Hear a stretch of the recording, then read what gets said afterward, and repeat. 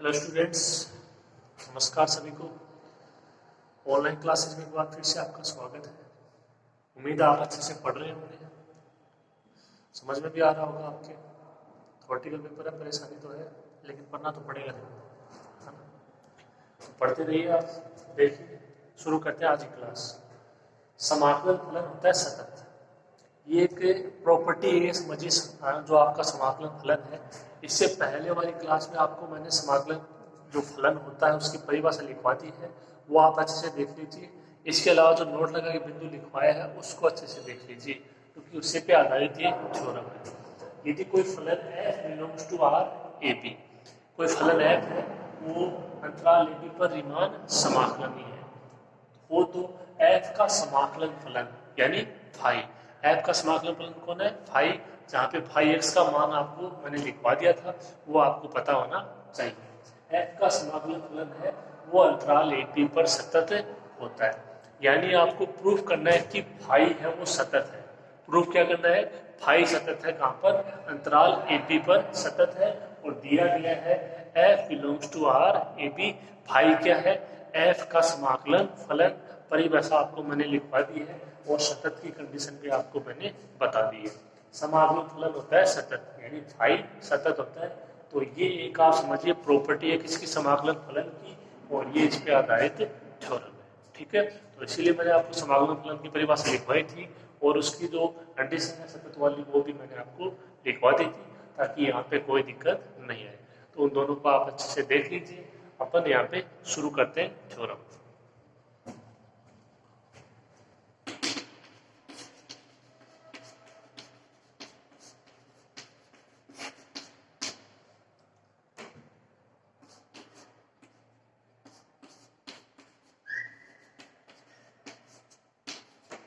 ये आपको दिया गया है कि f belongs to R A B.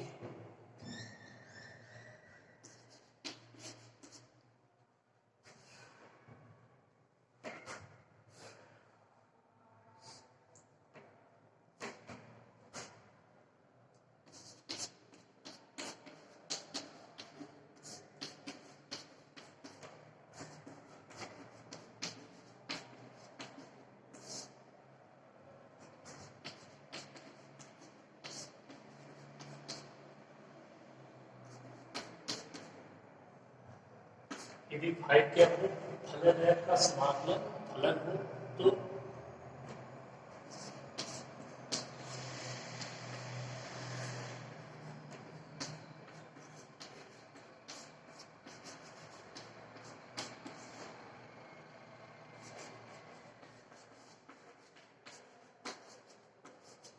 ये परिभाषा आपको मैंने कल लिखवाई थी।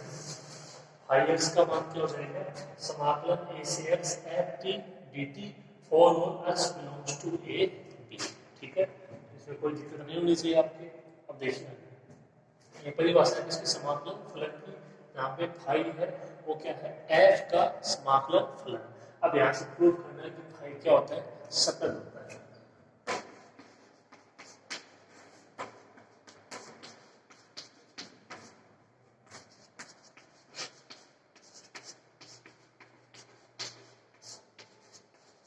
तो यहाँ से क्या सिद्ध करना है? तब सिद्ध करना है कि फाई है वो सतत है। तो सतत वाली कंडीशन लिखिए जो मैंने आपको नोट लगा के लिखवाई है। यहाँ से आपको इसमें क्या प्रूव करना है? वहां पे था फलन एफ था सतत, उसकी कंडीशन लिखाई थी। अब आपको प्रूव करना है कि फाई सतत है, तो एफ की जगह फाई आ जाएगा। और देख लीजिए क्या मान आपके कोई तो बिंदु थे एल्फा, एल्फा प्लस। देखिए क्या प्रूव करना है।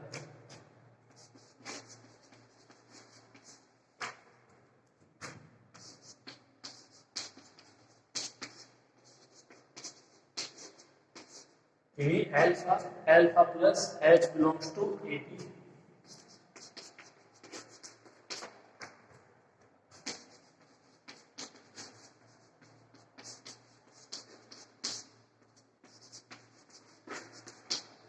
alpha, alpha plus h belongs to AB के लिए यह सिद्ध करना है कि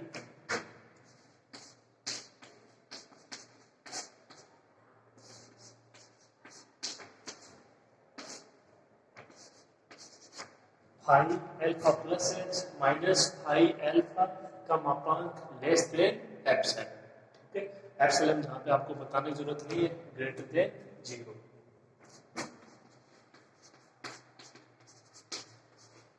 तो ये यहाँ पे तो मैंने आपको कल है ना नोट लगा के दिखाया था, उसमें आपको चेंज करना है, एफ की जगह क्या है फाई है, क्योंकि प्रूफ करना है कि फाई है वो सतत है। इसका मतलब ये आपको लेके आना है, phi alpha plus H minus phi alpha का मापांक लेस देन एप्सिलॉन। यहाँ तक कोई दिक्कत नहीं होगी। अब देखो जो अपन ने दो बिंदु लिए हैं इस अंतराल में, अल्फा और अल्फा प्लस एच, तो एच का मान होगा वो अल्फा में ऐड हो रहा तो अलग बिंदु हो जाएगा, ये अलग बिंदु हो जाएगा। इसके अलावा देखिए यहाँ पे देखो x बिलोंग्स टू AB है, ठीक है, और अल्फा और अल्फा प्लस एच है, अपन ने जो अंतराल AB है इसमें से कोई दो बिंदु लिए हैं, तो इसका मतलब ये है कि जो अल्फा और अल्फा प्लस एच है ये x के ही कोई दो मान है। जो आपका x है वो देखिए यहाँ पे किस में बिलोंग कर रहा है, A B में कर रहा है, और आपने इसमें से कोई दो बिंदु ले लिए अल्फा और अल्फा प्लस एच, इसका मतलब ये मान किसके हैं, ये मान x के, अल्फा भी x का मान है, अल्फा प्लस एच भी किसका मान है, x का मान है, ठीक है।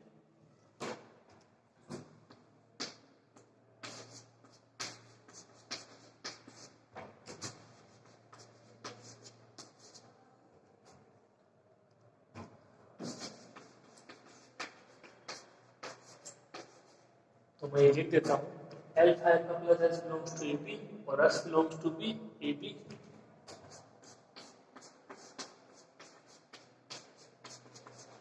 तो आप ये समझ सकते हो कि अल्फा और अल्फा प्लस एच है वो x के ही कोई दो मान, ठीक है। आप यहाँ तक इसको करिए।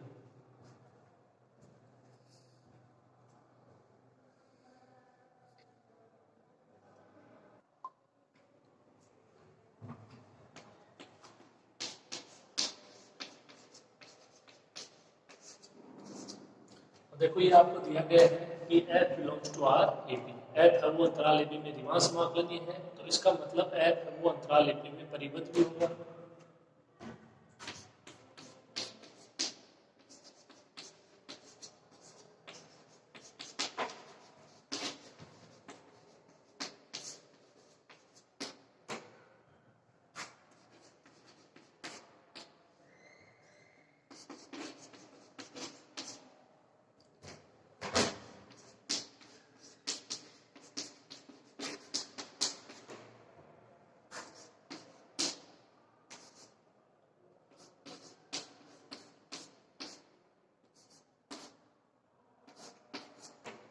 परिबद्ध है तो परिबद्ध की कंडीशन आप अच्छे से जानते हो, आपको बता चुका हूँ मैं। कोई दो मान लीजिए के डैश के लिए के dash less than equal to x less than equal to k, ऊपरी परिबद्ध निम्न परिबद्ध, ठीक है, ये परिबद्ध की कंडीशन है।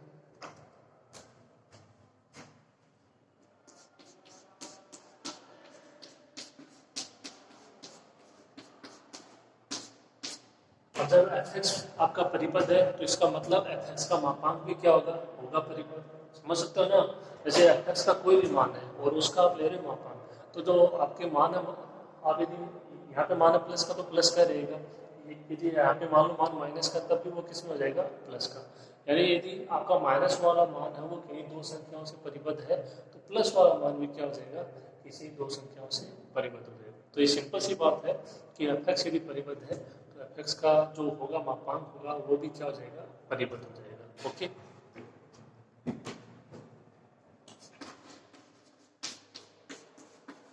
ध्यान रखिए कि आपका ग्रेटर देन 0 है।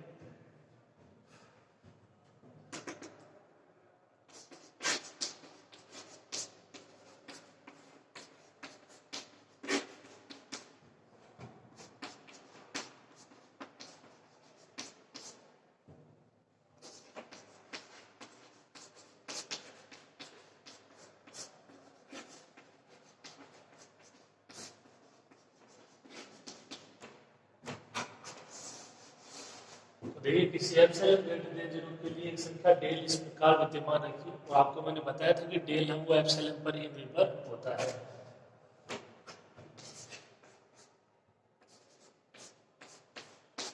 तो क्या यहाँ से डेल का मान है वो एप्सिलॉन अपॉन के अपन ले सकते हैं। देखिए डेल का मान है greater than 0, epsilon greater than 0, के भी ग्रेटर देन 0, तो एप्सिलॉन अपॉन के बी ग्रेटर देन 0, यानी आप यहाँ पे स्विच जो आपका डेल है उसका मान एप्सिलॉन अपॉन के ले सकते हो। जो आपकी बस एक कंडीशन है इसकी पालना होनी चाहिए। तो एप्सिलॉन 0 से बड़ा है, के 0 से बड़ा है, एप्सिलॉन अपॉन के भी 0 से बड़ा हो जाएगा। ओके, फिर देखिए आपको जो मान ज्ञात करना है उसकी तरफ चलते हैं। ये इसकी थोड़ी सी आप थोड़ी समझिए। विमान समापन ये परिबद्ध है, ये परिबद्ध के लिए कोई दो मान हो जाएंगे। एप्सिलॉन ग्रेटर देन 0 के लिए डेल इस प्रकार विद्यमान है, तो ये डेल का कोई मान हो जाएगा। अब जो प्रूफ करना है उसकी तरफ चलते हैं। देखिए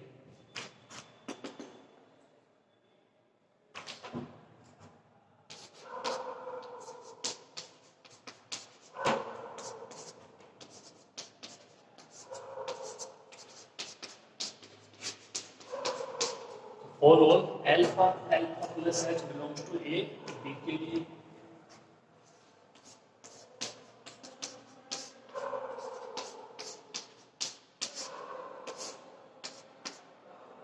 आपको मान ज्ञात करना है phi alpha plus H minus phi alpha का मापांक, और वो होना चाहिए लेस देन एप्सिलॉन। तो अपन इसको हल करते हैं जो अपने को मान दिए गए उनके अकॉर्डिंग। तो इसका मान अपन लिखेंगे, इसका मान लिखेंगे समीकरण 1 से। समीकरण 1 है उसमें मान है फाई एक्स का, तो एक्स की जगह अल्फा प्लस एच को रिप्लेस कर दीजिए, एक्स की जगह अल्फा को रिप्लेस कर दीजिए। यानी आपको इसका मान लिखना है और इसका मान लिखना है समीकरण 1 की सहायता से।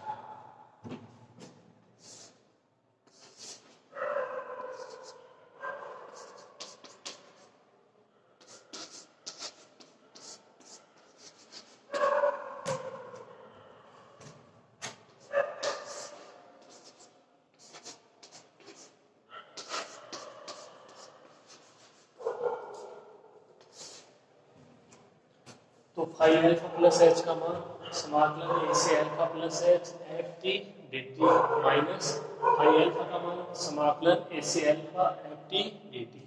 जो अक्सर उसकी जगह अल्फा प्लस एच, अक्सर उसकी जगह अल्फा।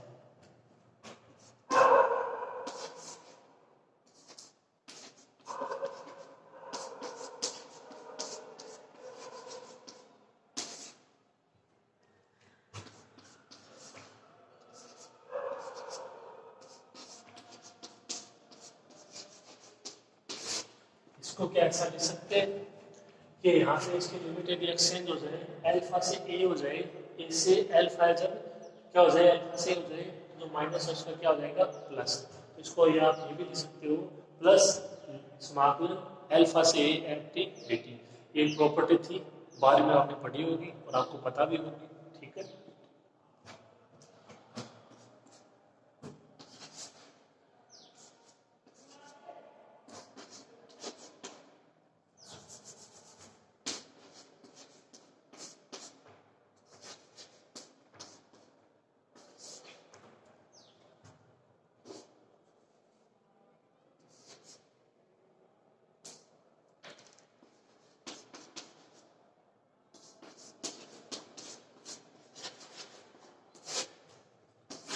इसको आप ऐसे भी लिख सकते हो एक ही बात में, ये आपके दो मान हैं इनका युग्म मापांक के अंदर, तो ये पहले लिख लिया, ये बाद में लिख लिया।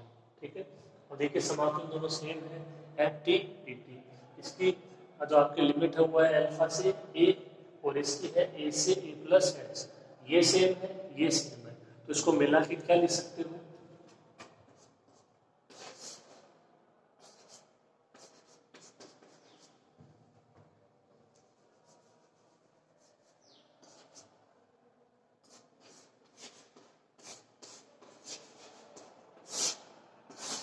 इसका मान क्या हो जाएगा, ये आपका मापांक समाकलन अल्फा से alpha plus h f T D T. तो ये दोनों ही प्रॉपर्टी है, तो ये और एक ये दोनों समाकलन की प्रॉपर्टियां हैं। ठीक है, निश्चित समाकलन की आपने 12वीं क्लास में पढ़ी। ठीक है, तो इसका मान ये आ गया। अब इसको देखते हैं कि ये लेस देन एप्सिलॉन है या नहीं। ओके, तो यहाँ तक करो आप।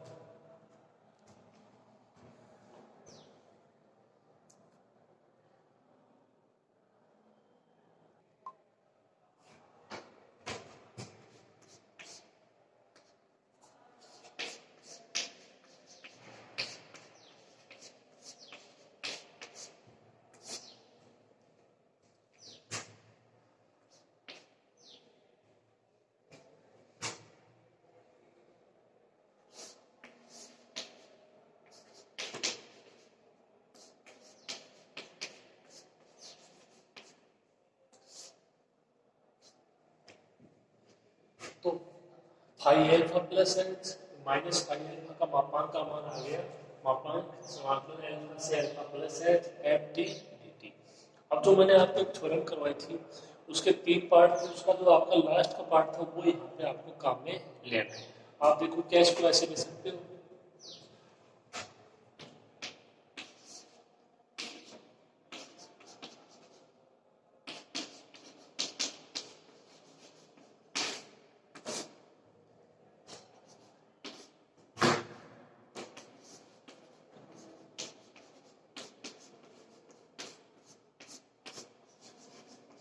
क्या ऐसा संभव है? ये मापांक समाकलन एल्फा से alpha plus h f T D T, ये क्या लेस देन इक्वल टू होगा समाकलन एल्फा से alpha plus h f t का मापांक डी टी। जो इसकी तीसरी कंडीशन थी, आपने जिसको F1 और F2 के रूप में परिभाषित करके प्रूव किया था उसकी बात कर रहा हूँ, तो आप उससे दे सकते हो। यहाँ पे खाली मान चेंज है, ये लिमिट चेंज है, ठीक है। वो A से B या C से D थी, यहाँ पे fx था, बस इतना ही तो फर्क है। जो t है तो t बिलोंग्स टू अक्ष तो है, तो t की जगह आप उसमें लिमिट अप्लाई करते हो तभी तो अक्ष के रूप में मान आता है फाई एक्स का। ओके, तो ये कंडीशन आपको काम में लेनी है। कहाँ से?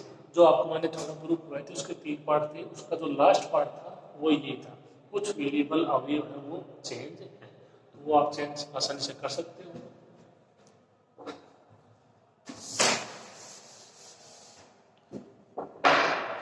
यहाँ से दोनों बराबर है, तो इसका मान है वो इससे लेस देन है, तो इसका मतलब इसका मान भी इससे लेस देन होगा।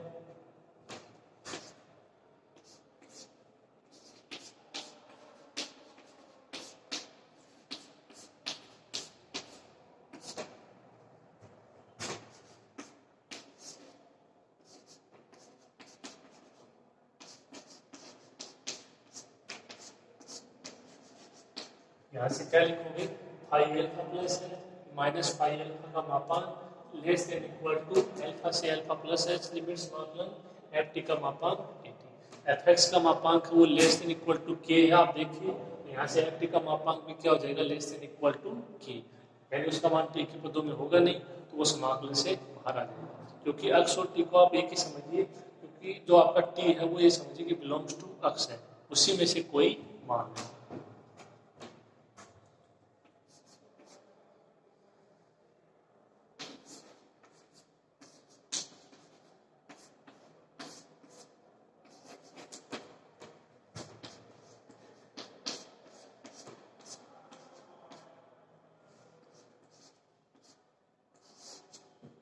एफ टी का मापांक लेस देन इक्वल टू के, तो ये कंडीशन भी सेम हो जाएगी, इसी जगह मान अप्लाई कर देते हैं कि अब के बाहर आ जाएगा।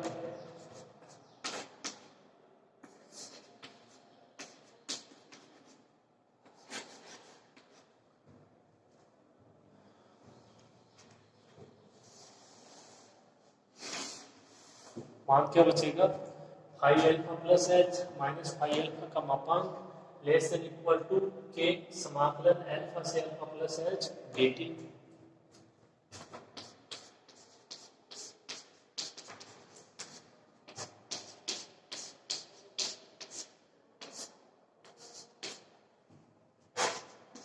इसके साथ में आप थोड़ा ठीक से लिखना इसको। अब इसको हल करते हैं, देखिए कि तो आपका डीटीएच का समाकलन हो जाएगा टी,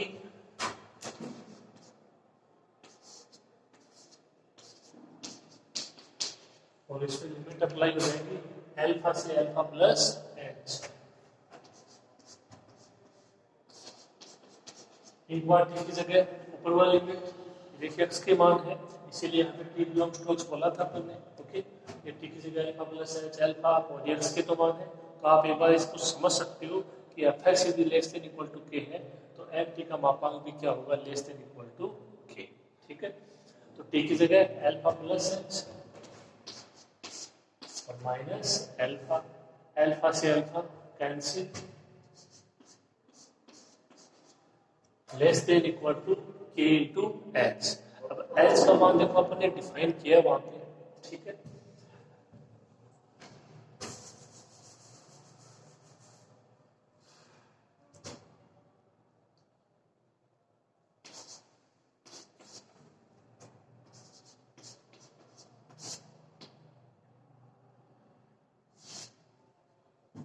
एच का मान क्या है, यहाँ से एप्सिलॉन अपॉन के अप्लाई कर सकते हैं।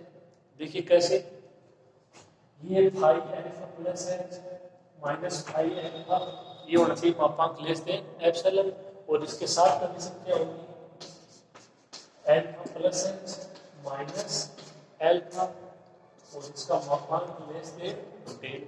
ठीक, अल्फा से अल्फा हट जाएगा, एच का मापांक लेस देन डेल, तो एच लेस देन डेल, और जो डेल है उसका मान आपने लिखा है एप्सिलॉन अपॉन के। आप देख सकते हो, तो इस तरीके से एच का मान है वो अपन एप्सिलॉन अपॉन के यहाँ पे अप्लाई कर सकते हैं, और इसीलिए डेल का मान अपन ने लिखा था एप्सिलॉन अपॉन के, ताकि अपना यहाँ से एप्सिलॉन आ जाए, ये के से के हट जाए।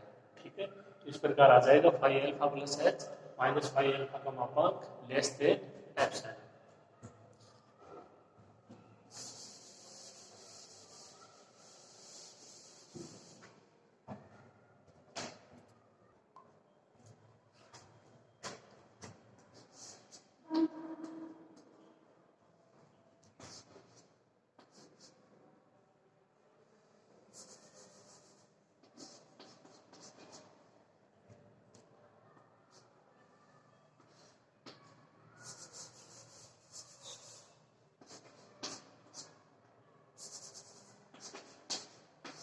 आप इसको समझ सकते हो H less than del.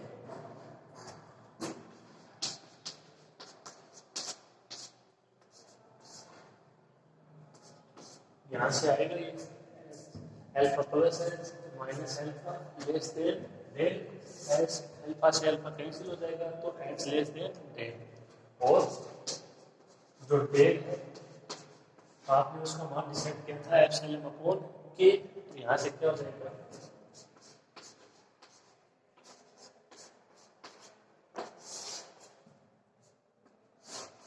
H less than epsilon upon के, तो इसमें एच की जगह एप्सिलॉन अपॉन के, तो लेस देन इक्वल टू से क्या हो गया, लेस देन। ओके, कंडीशन क्या है, देखो यहाँ से के से के कैंसिल,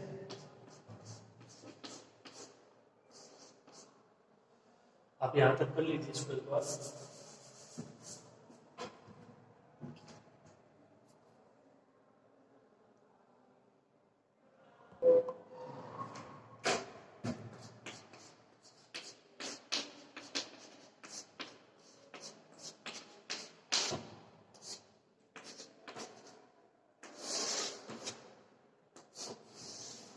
कंडीशन क्या आई, phi alpha plus H minus phi alpha का मापांक less than epsilon.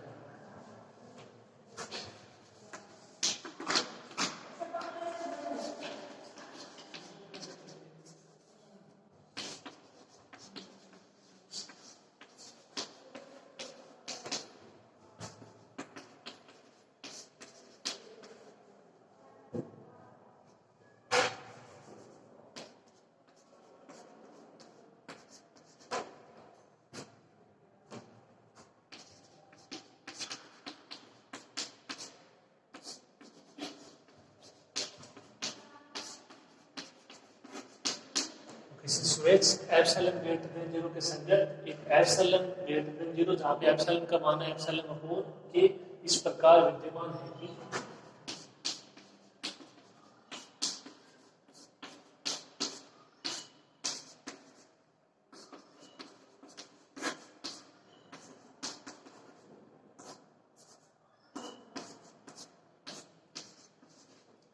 Phi alpha plus H minus phi alpha का मापांक लेस देन एप्सिलॉन, और अल्फा प्लस एच और ये माइनस अल्फा का मापांक लेस देन डेल। ठीक है, यहाँ से h less than del. Okay, तो ये कंडीशन हो जाएगी सतत की, ये यहाँ से प्रूफ होता है।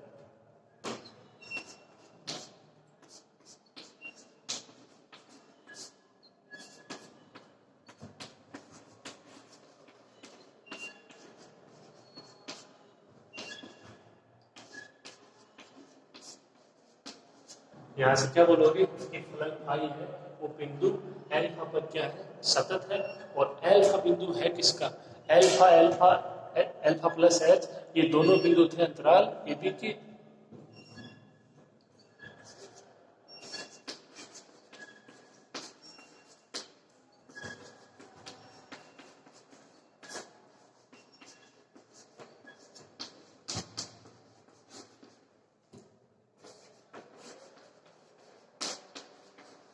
बिंदु एल है वो अंतराल ए बी का ही कोई बिंदु है, ये अपन शुरू में डिफाइन कर चुके हैं।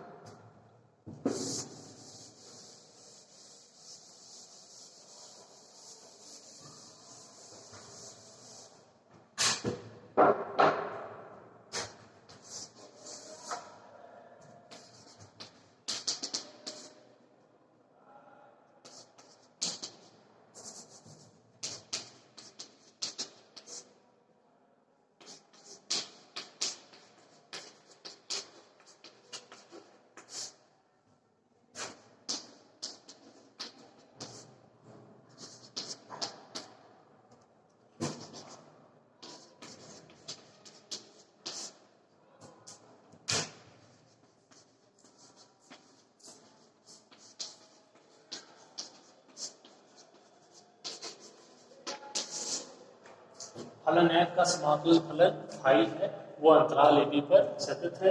यहाँ से बोला कि फलन फाई है वो बिंदु एल्फा पर सतत है, और एल्फा बिंदु किसका, अंतराल ए बी का है। इसका मतलब फलन फाई है वो बिंदु इस अंतराल ए बी पर सतत है, और फलन फाई क्या था, f का समाकलन फलन।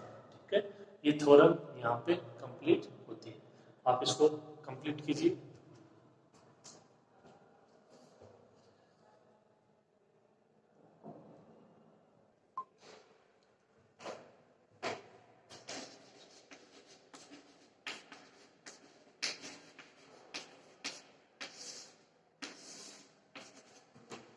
अगली परिभाषा है अवकलनीयता, क्योंकि जो इसके अगली थ्योरम है वो अवकलनीयता पर डिपेंड है। ठीक है, तो देखिए कि कोई फलन है वो अवकलनीय कब होता है।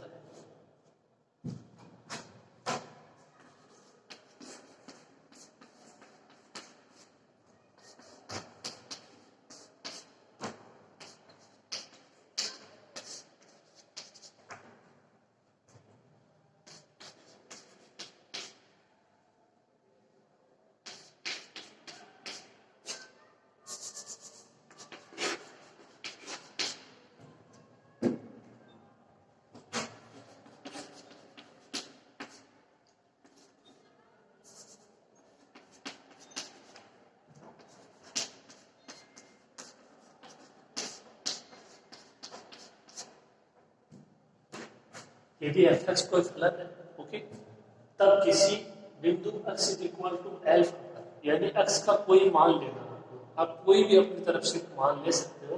तो मैंने लिया एल्फा, ये कोई एक बिंदु हो गया, इस पर फलन एफ एक्स अवकलनीय कहलाता है। ये भी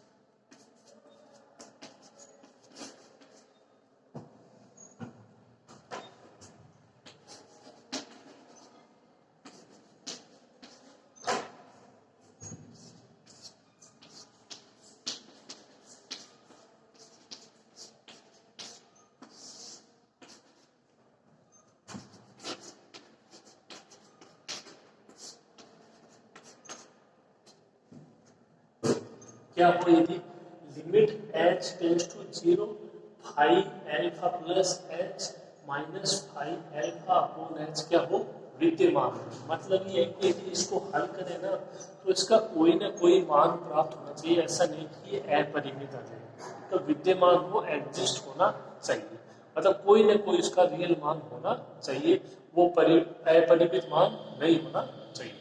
ठीक है, तो यहाँ पे देखो एल्फा को देख लीजिए, अब एल्फा क्या है, एक्स का कोई मान है, तो एल्फा प्लस एच और फाइव एल्फा, सॉरी फाइव नहीं है,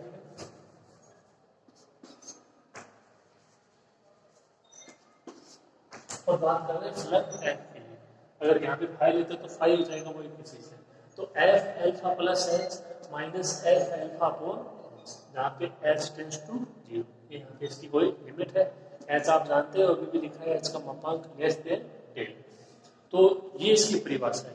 अब आपका फलन एफ एक्स है वो होगा अवकलनीय, और अवकलनीय मतलब अवकलन, तो एफ एक्स का अवकलन एफ डैश एक्स। तो देखिए आप इसको क्या लिख सकते हो,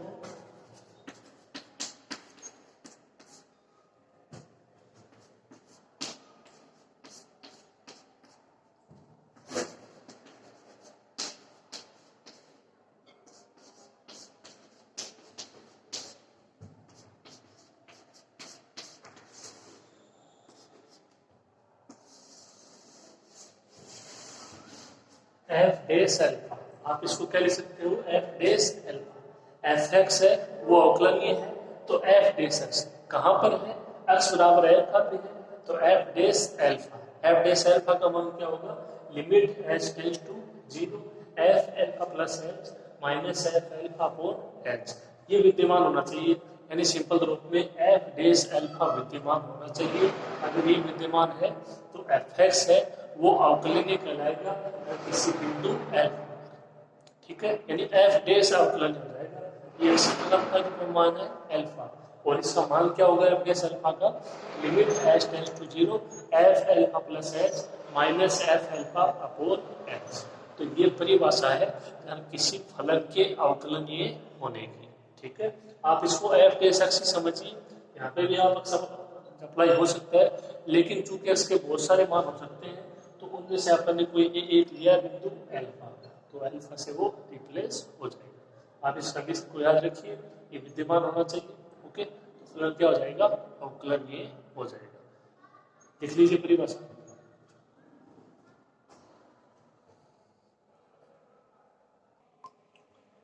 अब देखिए समाकलन फलन पर आधारित आपकी दूसरी थ्योरम, पहली थी समाकलन फलन आपका होता है सतत, अब है समाकलन फलन है वो अवकलनीय, ठीक है।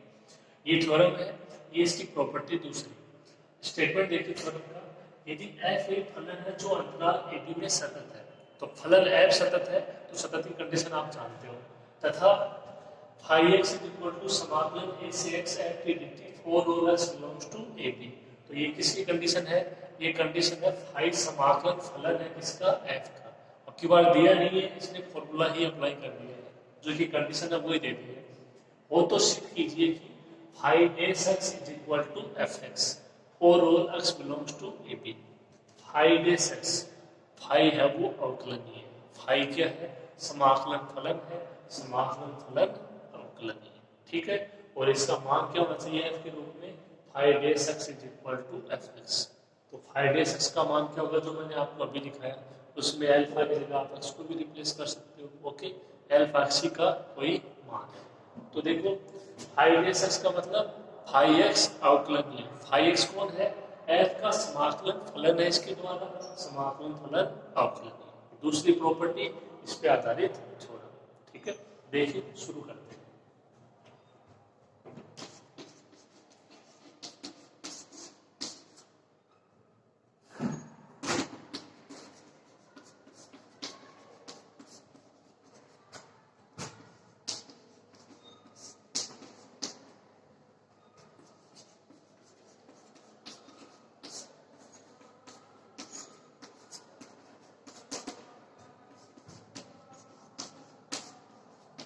दिया गया कि फलन एफ क्या है, अंतराल ए बी में सतत है,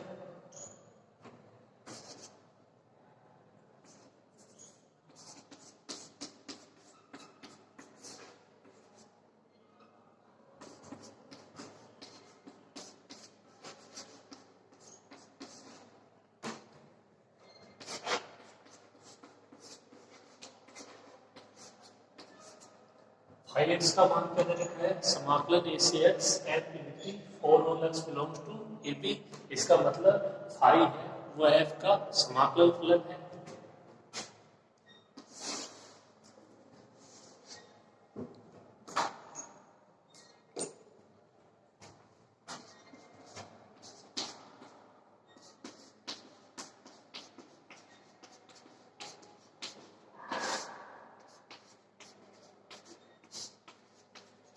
आप इतना बोल सकते हो फाई क्या है, एफ का समाकलन फलन।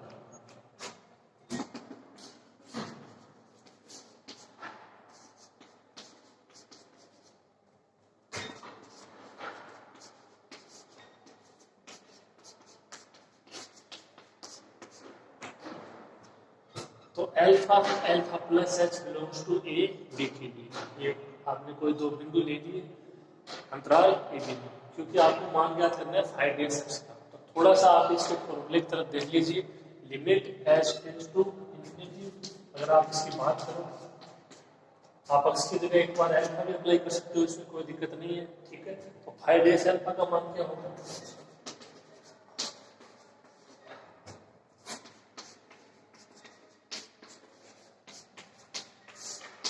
ये मान होगा। अगर आपको फाइव डेज एक्स का मान ज्ञात करना है तो फाइव डेज एल्फा का मान आप ज्ञात कर सकते हो इन दो बिंदु के लिए, फिर एल्फा की जगह अपन जो मान आएगा उसमें एक्स अप्लाई कर देंगे, ठीक है। तो इसको देखिए आप, इसका मतलब आपको इसका मान ज्ञात करना है, तो आप देखिए सबसे पहले अपन मान ज्ञात करेंगे five alpha plus H minus five alpha का, आराम से हो जाएगा। समीकरण एक में एक्स की जगह एल्फा प्लस एच रखेंगे, एक्स की जगह एल्फा रखेंगे, ये आ जाएगा।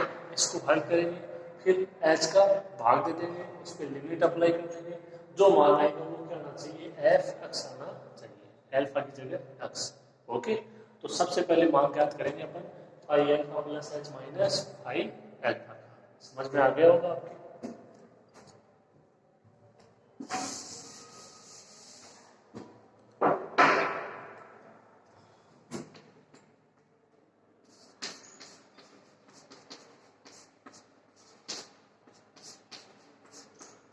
Five alpha plus H minus five alpha, इसका मान ज्ञात करते हैं समीकरण एक से। फाइव एल्फा प्लस एच का मान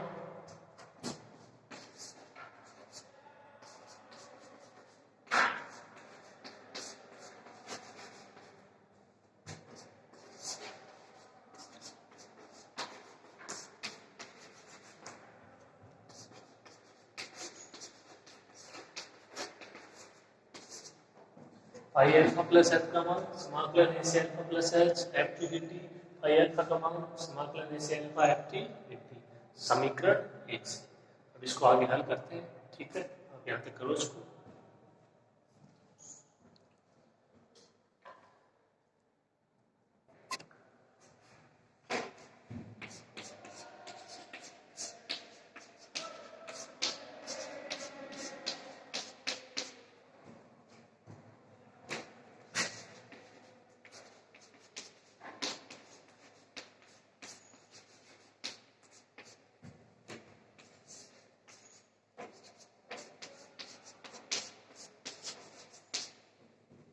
ये माइनस वाले को प्लस बनाएंगे, अभी भी किया है, एल्फा से ए लिमिट हो जाएगी एफ टी डी टी, और बाकी से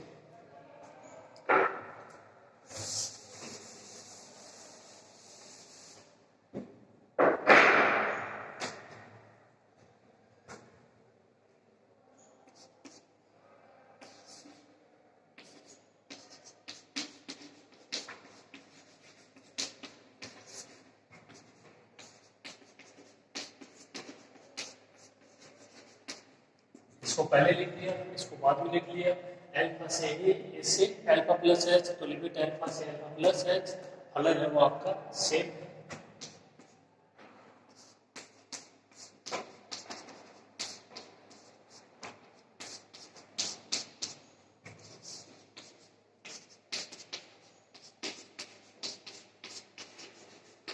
तो five alpha plus H minus five alpha का मान आ गया समाकलन एल्फा से alpha plus h f T D T, ठीक है, यह हो गया। अब इसमें एच का भाग दे देते हैं अकॉर्डिंग टू परिभाषा।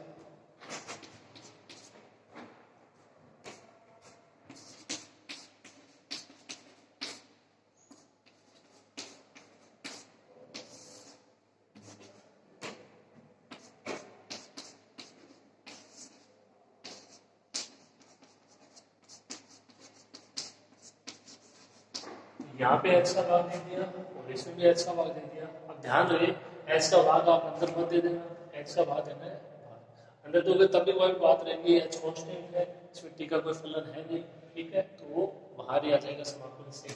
इस तरीके से इसको लिखना है। अब देखिए, जो आपको प्रूव करना है उसकी तरफ आप एक बार सोचिए। आपको लाना है एफ डेस, वो sorry five dash x is equal to f x, अपन ने एक्स की जगह लिया है कोई बिंदु एल्फा, ठीक है, तो मतलब आपको एक बार थोड़ा सोच लीजिए कि phi dash alpha is equal to लेके आना है, एल्फा लेके आना है, ठीक है। यहाँ पे एक्स की जगह तो एल्फा है, उसकी जगह अपन एक्स को रिप्लेस बाद में आराम से कर सकते हैं। अब देखिए, यदि आपको ये मान जिसमें लाना है और ये यहाँ पे परिभाषा हो गई, आपको इसमें केवल एक लिमिट अप्लाई करनी है। ओके, तो देखो phi dash alpha minus f alpha is equal to 0। आप यदि इस प्रकार का कोई मान ले हो, phi dash alpha minus f alpha is equal to 0, इसके बाद में आप इसको ऐसा भी लिख सकते हो। तो यहाँ से देखो इसमें हो जाए लिमिट अप्लाई हो जाए और उसके बाद में माइनस एफ एल्फा, तो इसका मतलब ये हुआ कि इसमें आपको दोनों तरफ एफ एल्फा को जोड़ना है, इसको माइनस एफ एल्फा को जोड़ना है, या ऐसे बोल दीजिए एफ एल्फा को दोनों तरफ में घटाना है, ठीक है। और यहाँ से हो जाएगा ये माइनस एफ एल्फा, ये माइनस एफ एल्फा, इसको हल करेंगे, इसका मान क्या आना चाहिए, 0 आना चाहिए। ओके, देखिए यहाँ से अब थोड़ा सा आपको इसमें सोचना है कि इसके आगे की स्टेप क्या है।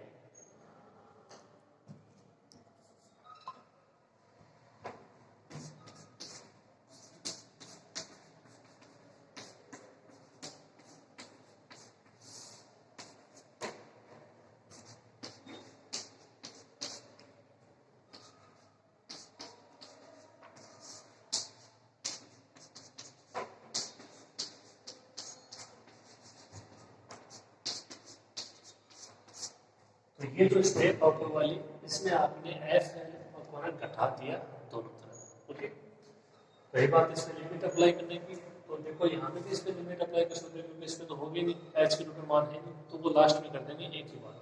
फिलहाल आपको क्या करना है, एफ एल का कॉर्नर घटाना है दोनों तरफ।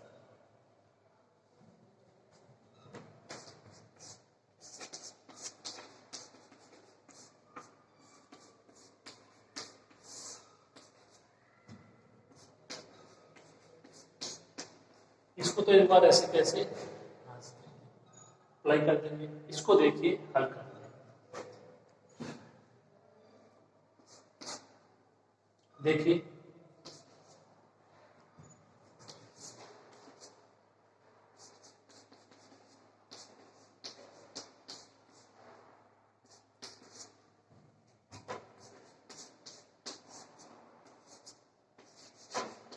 इसको क्या ऐसे लिख सकते हैं, ये 1/h समाकलन एल्फा से alpha plus h f T minus f alpha D T, कि भाई यहाँ पे तो ये केवल एफ एल्फा ही था, अब यहाँ पे इसका क्या मतलब है कि 1/h समाकलन एल्फा से alpha plus h F alpha D T, ये मतलब है। तो क्या ये और ये सेम है, क्या ऐसा हो सकता है? तो देखिए इसको करके देखते हैं साइड में।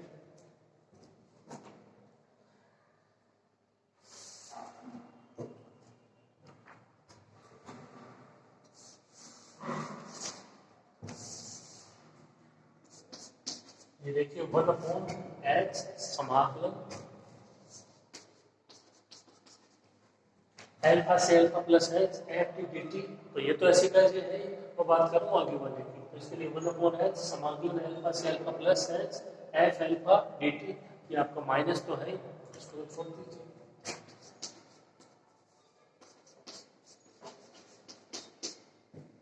एफ एल्फा डी टी, अब इसको हल करते हैं और इसका मान एफ एल्फा ही होना चाहिए, तो इसका मतलब आप एफ एल्फा की जगह इसको अप्लाई कर सकते हो, उसके बाद इसको आप ये आराम से लिख सकते हो। तो देखिए एफ एल्फा है कांस्टेंट, ठीक है, अब इसका कोई मान है इसके, ठीक है, यहाँ पे टी के रूप में कोई मान है नहीं, उस समाकलन हो रहा है वो टी के सापेक्ष हो रहा है, तो एफ एल्फा आ जाएगा बाहर।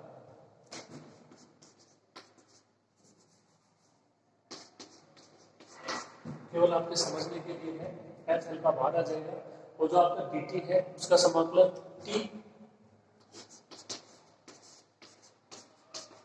और जो लिमिट है वो एल्फा से एल्फा प्लस एच।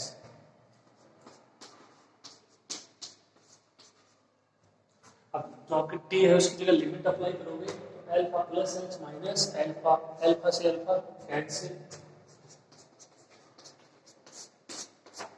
क्या बचेगा एच, एच से एच कैंसिल, मान क्या बचेगा एफ एल्फा बचेगा, ठीक है। तो इसका मतलब एफ एल्फा की जगह आप ये अप्लाई कर सकते हो 1/h समाकलन एल्फा से alpha plus h F alpha D T, ठीक है, और एल्फा की जगह ये अप्लाई करोगे उसमें से ये आ जाएगा कॉमन 1/h समाकलन एल्फा से alpha plus H D T, क्या बच जाएगा F T minus f alpha.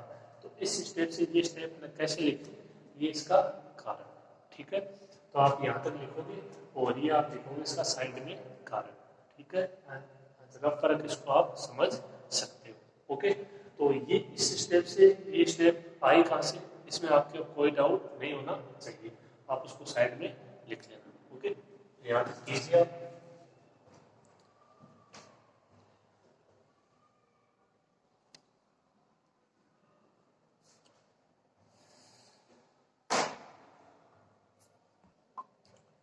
तो अभी आप इसको देखो, ये अपना five alpha plus H minus five alpha upon H minus F alpha का अपन ने ये मान ज्ञात किया है। ठीक है, आप इसको यहाँ तक एक बार कर लेना। आज की क्लास में ये पूरा नहीं हो पाएगा, इसको पूरा करेंगे अपन नेक्स्ट क्लास में। ओके, यहाँ तक आप कर लेना, मिलते हैं अगली क्लास में।